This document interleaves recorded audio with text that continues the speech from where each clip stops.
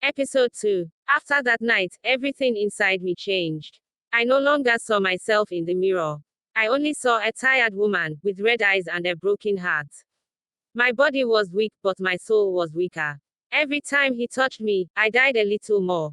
I started to pretend I was fine. In the morning, I would carry my baby, sing small songs, and try to smile for her. But in my heart, I was crying. Every time I changed my pad and saw the blood, I remembered how he didn't even care. Every time I sat and felt the pain down there, I remembered how he said, "You're my wife, you must satisfy me." He made me feel like my only job in this world was to serve him, in the kitchen, in the bedroom, in everything. Even when my body said no, he still said yes. When visitors came, he would smile and act like a loving husband. "Ada is enjoying," he would say, touching my waist. I would force a smile. I couldn't tell anyone what was really happening. I felt ashamed. I felt dirty. My mother noticed I was sad. She asked me, "Ada, are you okay?" I said yes. I didn't want to disgrace my marriage. That's what I was taught, to endure, to keep quiet, to stay no matter what.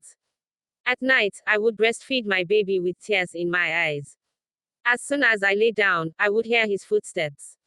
My heart would beat fast. I would pretend to be asleep.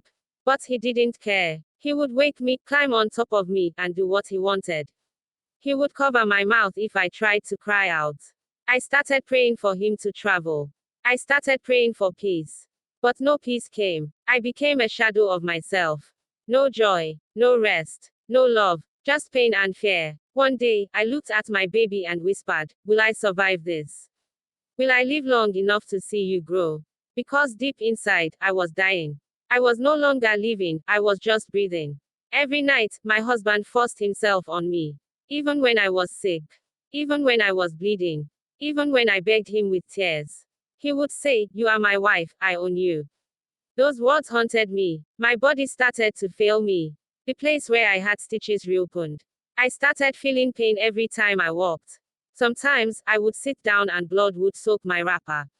I couldn't tell anyone. I felt shame. I felt dirty. I felt like I was cursed. One day, I collapsed in the bathroom. I was trying to wash the baby's clothes when I fell. I woke up in the hospital. The nurse asked me, "Are you okay? Are you resting at home?" I just nodded. I didn't know what to say. How do you tell someone that your husband is destroying you every night? How do you tell someone that your own bed feels like a prison? When I got home from the hospital, Emeka didn't even ask what happened. He just said, "So now you are using hospital to avoid me." That night, he forced me again, even though I was on drip just hours before. My breast started to dry up.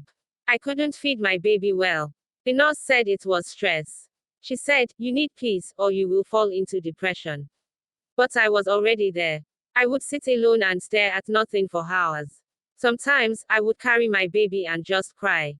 Cry and cry until she slept. I started to feel like I was going crazy. One night, I picked up a knife. I went into the bathroom and locked the door.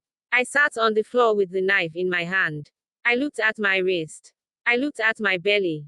Then I remembered my baby sleeping in the next room. If I die, who will raise her? Who will love her? I dropped the knife and cried like a child.